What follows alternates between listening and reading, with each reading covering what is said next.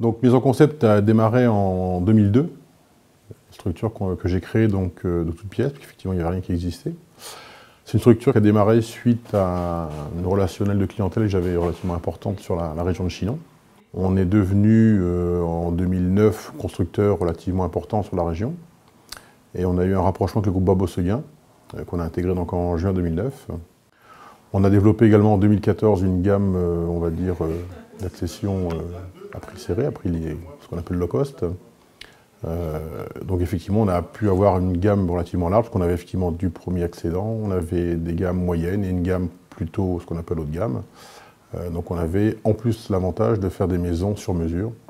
Les clients arrivaient avec leurs plans ou leurs idées, et on concevait au fur et à mesure le projet du client.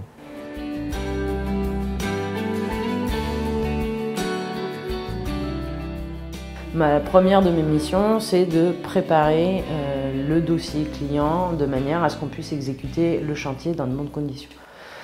Donc mon travail, c'est d'aller sur le terrain, vérifier que le terrain est accessible et sera accessible pour tous les véhicules de chantier, aussi pour les artisans.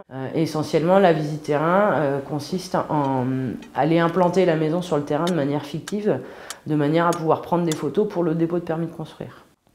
À partir de là, on retourne au bureau et on fait un travail essentiellement de lecture, de manière à, en gros, compresser toutes les pièces et vérifier que tout se passera bien pour le dépôt du permis de construire ensuite.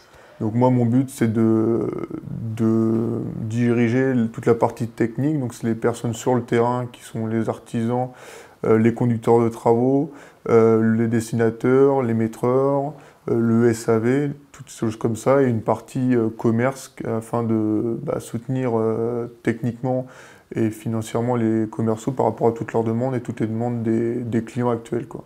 Donc le métier évolue de jour en jour.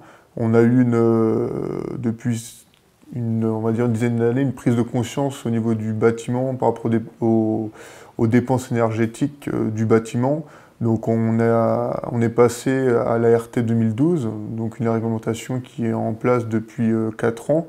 Donc ça a permis une évolution technique de notre métier, qu'il a fallu que tous nos collaborateurs en terrain comme à l'étude se perfectionnent à cette nouvelle réglementation, donc faire attention à l'isolation du bâti, aux équipements qu'on met en place qui permettent une consommation d'énergie la plus faible possible. C'est un métier très prenant, riche.